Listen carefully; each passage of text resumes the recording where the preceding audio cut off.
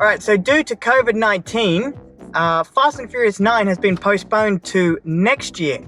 And that has afforded me the opportunity to take my time with my Fast and Furious reviews, because what I was going to do was try and rush them all out as quickly as I can before Fast 9's release. But because of COVID-19, I guess some good has come out of it, so I can finally take my time. So I am finally going to drive in one of these Fast and Furious reviews for Fast 5. I cannot wait to start talking about this movie, but first, let's start driving.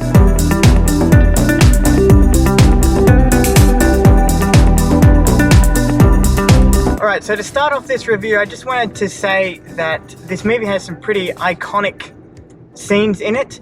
And yes, I do mean iconic for a Fast and Furious movie. One of them being, well, the first real memorable scene for me was that the train heist scene where Brian gets stuck on the side of a truck that is stuck to the train.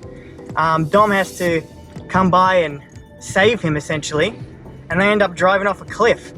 That is some pretty iconic shit for a Fast and Furious movie, and I don't say that often about these Fast and Furious movies. Some other iconic scenes would be Hobbs chasing Dom, and jumping through that window. Also, the best scene in the movie for me is the scene where Brian and Dom drag a bank vault through Rio. Speaking of Hobbs, I do love his introduction scene in this movie, because with the amount of quotable lines that this guy has in this movie, there's got to be a montage out there somewhere. You know, I like my dessert first. Now give me the damn veggies. Well, hello, you son of a bitch. And your mistake is thinking you got a damn choice, boy. In all honesty, though, I do love this movie, but if I were to pick, or if I were to have any problems with this movie, it would be the villain. This villain is, like, the performance is okay, the writing for the villain is not that great, and I honestly think a lot of scenes with this, or just two in particular, didn't need to be in there. Like, the scene, his introduction scene, the first scene that we see him in the movie, where he's interacting with Dom and Brian for the first time, that scene they could have kept.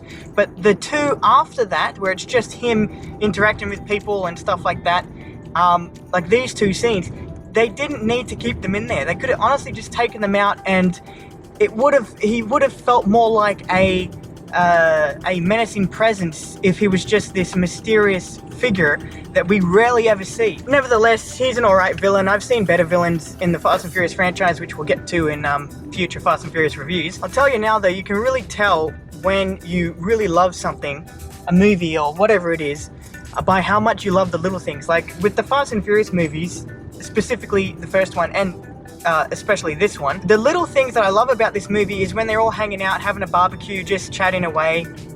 Kind of like how we love that sort of vibe with the Avengers, where they're just hanging around, talking and being real people.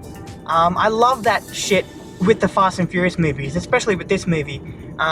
Also, I especially love the bickering that goes on between Roman and Tej. Those two are so funny, and their chemistry on screen was really well done, and they are the two, if I were to say the two funniest, those would be the two funniest parts of these Fast and Furious movies so far. And to wrap up my thoughts on this movie, I guess I'd say this movie works because it has so many layers. It starts out, in all honesty, as a man on the run story, and then it becomes a heist movie with the Avengers, speaking of them, because all these characters were in the previous movies, and then they bring them all together in this movie, while also bringing in Hobbs.